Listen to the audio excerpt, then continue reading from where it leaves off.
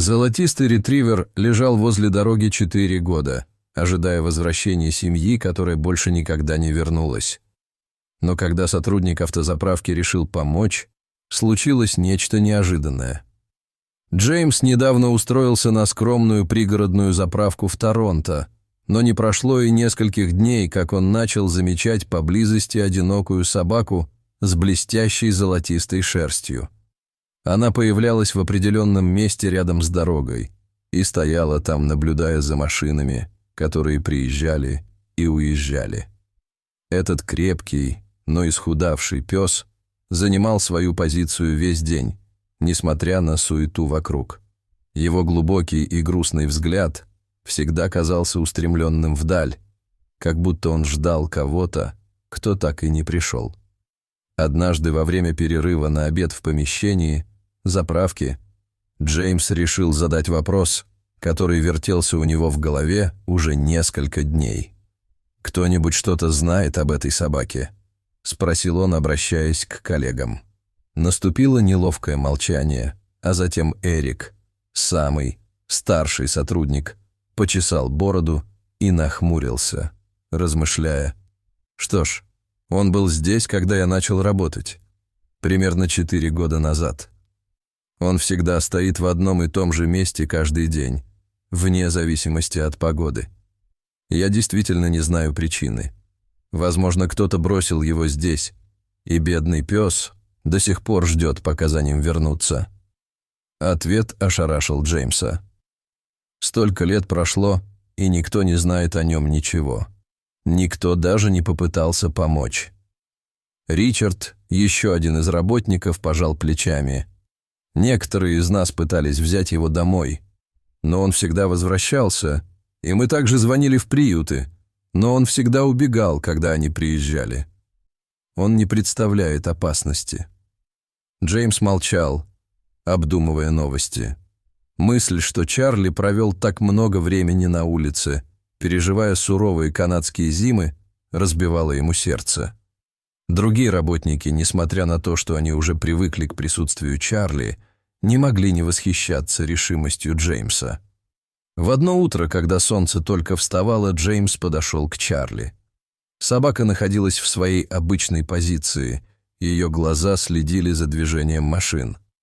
«Привет, друг», — мягко сказал мужчина, подходя на некоторое расстояние, чтобы не напугать животное. Чарли повернул к нему голову, его меланхоличный взгляд упал на молодого человека, но он не шелохнулся. В следующие дни Джеймс повторял этот ритуал с Чарли, разговаривая с ним и предлагая еду. Постепенно Чарли начал расслабляться в его присутствии. Однажды он протянул руку, и Чарли после небольшой паузы позволил Джеймсу погладить его за ушами. Это был маленький жест, но для собаки это означало дружбу. Оставшийся на долгое время в одиночестве пес наконец начал доверять человеку. В один вечер после еще одной неудачной попытки забрать Чарли домой, Джеймс поделился историей Чарли в социальных сетях о его постоянстве и верности. Он рассказал о том, как он пытался ему помочь, но Чарли, как верный пес, всегда возвращался на свою позицию на дороге. Вместе с текстом Джеймс добавил несколько фотографий Чарли, его золотистая шерсть сверкала на солнце, а его глаза были полны меланхолической надежды. Публикация начала набирать обороты. Люди были тронуты историей этого верного пса и стали все больше ее распространять.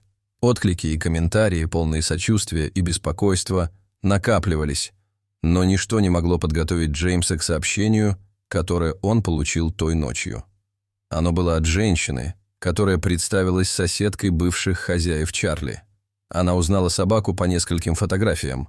Стелла рассказала трагичную историю. Хозяева Чарли погибли в аварии на этой же дороге 4 года назад. Каким-то образом Чарли появился там, возможно, следуя за запахом. С тех пор он ждал их, надеясь на их возвращение. Откровение ошеломило Джеймса. Мужчина читал это сообщение снова и снова. Слова стучали в его сердце от грусти. Он посмотрел на Чарли, который уютно устроился рядом, и его золотистая шерсть сверкала под лунным светом. «Прости, друг», — прошептал он, гладя голову Чарли.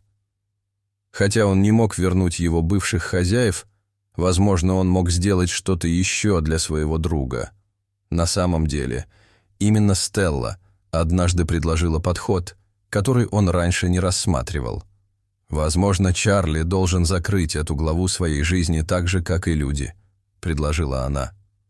Бывшие хозяева Чарли похоронены на местном кладбище. Возможно, если привести Чарли туда, он поймет, что они больше не вернутся. Хотя идея показалась немного необычной, Джеймс счел ее логичной. В конце концов, у собак невероятно острое обоняние, и они очень чувствительны к своему окружению. Возможно, посетив могилу бывших хозяев, Чарли сможет каким-то образом почувствовать их присутствие на этом вечном покое. На следующий день Джеймс отправился с Чарли на местное кладбище. Они прошли между могилами, пока не добрались до места, указанного Стеллой. Джеймс опустился на колени у могилы, гладя Чарли и рассказывая ему, что это место захоронения его бывших хозяев. Чарли, казалось, все понял.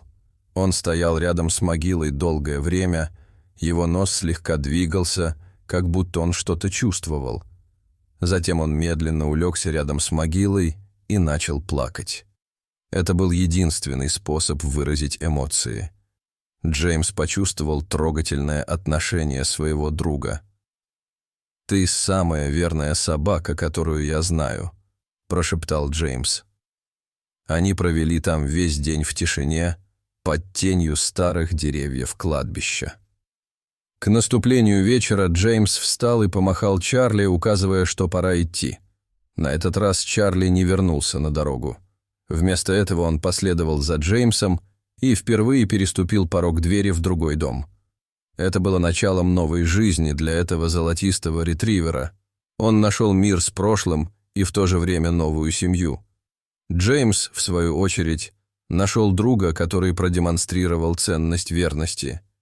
Хотя он никогда не забудет своих бывших хозяев, Чарли, наконец, смог закрыть эту больную главу своей жизни и начать новую, полную любви и заботы. Дорогие зрители, что вы думаете об этой истории? Расскажите, пожалуйста, в комментариях. А если вам понравилось это видео, то ставьте лайк и подписывайтесь на наш канал. До свидания.